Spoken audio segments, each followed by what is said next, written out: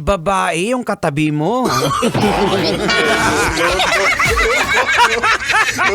Alright mga kabisyo, give it a quick check. It is now 32 minutes after 7 o'clock and you are still locked in dito po sa 90.7 Love Radio.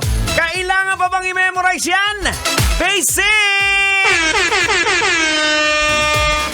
Driving on a beautiful Thursday evening.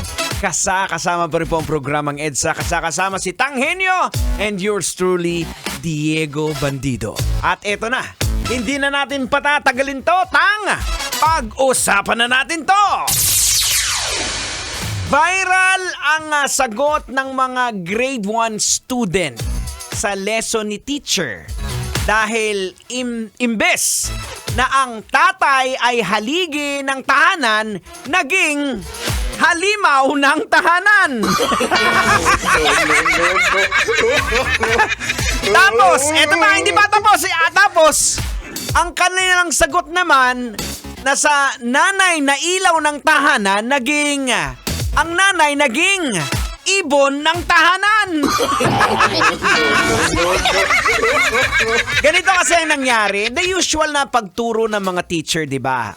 Ang tatay ay pinadudugtungan sa mga bata. Halima. Halimbawa tayo, Duday. Si Duday sama natin. Okay. Ang tatay ay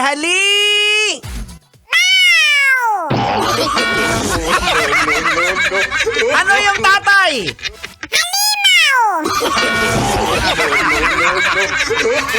Okay, ang nanay ay ibon.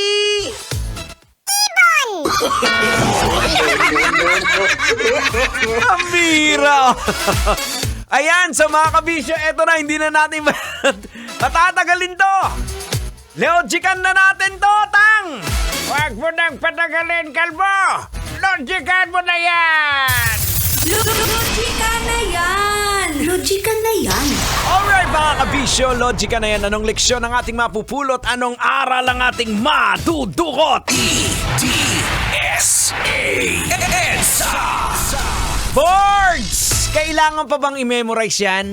Basic dapat na hindi lang basta ituro, kundi dapat ipaintindi rin natin sa mga kabataan ang pag sinabi nating haligi ng tahanan, dapat naiintindihan ng mga bata na ang kung ano talagang ibig sabihin nito. Ganon din sa pagiging ilaw ng tahanan.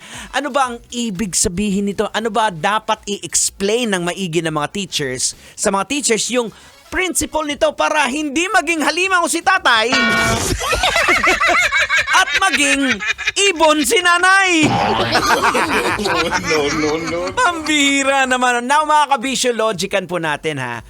Ang konsepto po na ang tatay bilang haligi at ang nanay bilang ilaw ay nagpapakita po ng kanilang magkaibang papel sa pamilya.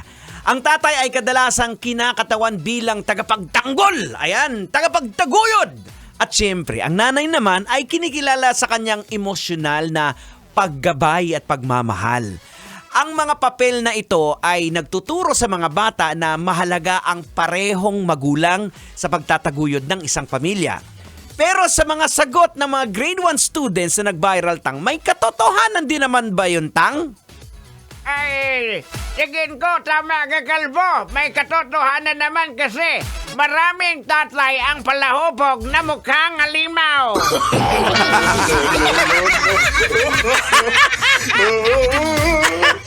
Wow! Maluoy ka! Sa nanay naman, Tang. Bakit, Tang? Bakit ibon? Pwede bang maging ibon yung nanay? Ay, basic, pwede din. Bakit, Tang? Dahil maingay ang bibig ng mga nanay sa umaga, parang ibon. Daw pispis! Nadumduman ko tayo ng pispis nga krukukok. Maloy ka. Ay naku mga kabisyo, ang oras natin, we got 36 minutes after 7 o'clock in the evening. Tuloy-tuloy ang kasiyahan, tuloy-tuloy ang bakbakan ng musika. And here's a song coming from the E-Heads with Huling El Bimbo right here on 90.7 Love Radio, Metro's #1. Kailangan pa bang i-memorize yan? Basic! Kailangan pa bang i-memorize yan? Love Radio. Basic!